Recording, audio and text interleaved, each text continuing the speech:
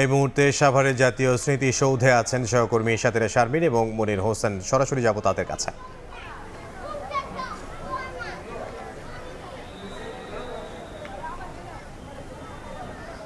মহান স্বাধীনতা দিবস এবং জাতীয় দিবস উদযাপনের সবশেষ খবর জানাতে আমরা আবারও স্বাগত জানাচ্ছি জাতীয় স্মৃতিসৌধ থেকে। সঙ্গে আছি আমি মনির হোসেন এবং আমার সঙ্গে আছেন সহকর্মী সাতিলা শারমিন।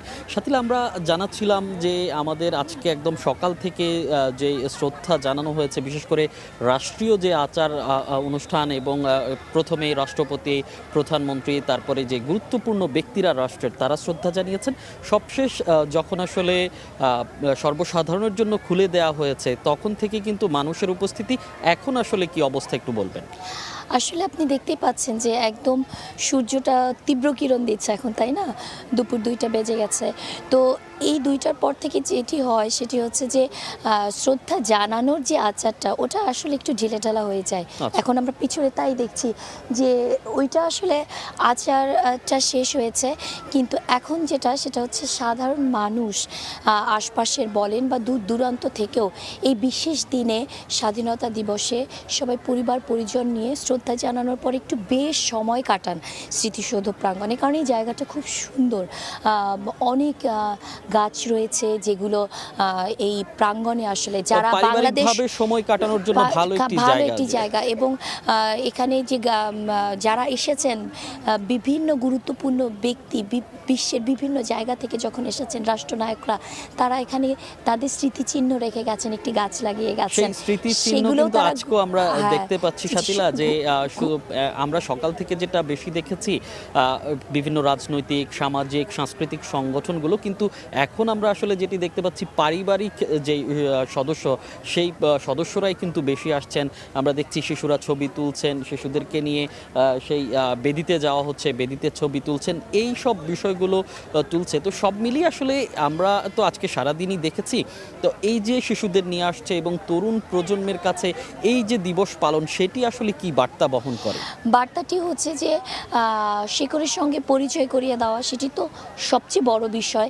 এবং শুধু তো আসলে এটা তো তারা আসলে টেক্সট বইতেও পাবে, কিন্তু সরাসরি নিয়ে আসার কারণটা আসলে যে স্বচক্ষে দেখলে এই যে সকাল থেকে যে আবেশটা থাকে, যে আবেগটা থাকে, যে শ্রদ্ধার জায়গাটা আসলে শিশুরা দেখে, শিশুরা যা দেখে তাই তো শিখে।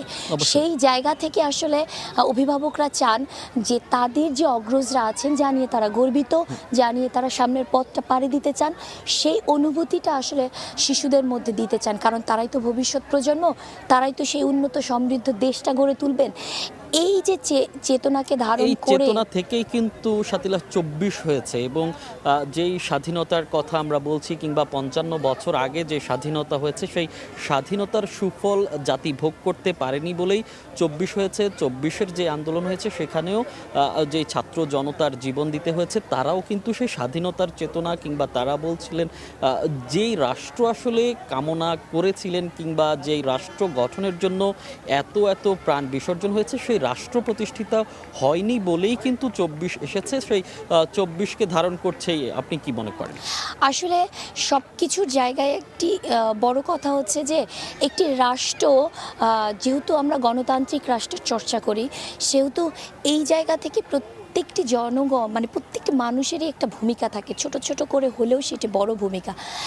যা জাতি রাষ্ট্র বা রাষ্ট্রের যে প্রতিষ্ঠানগুলো আছে বা যারা রাষ্ট্রটা পরিচালনা করছেন, তাদের কাছে কিন্তু এক ধরনের প্রত্যাশা মানুষের আছে।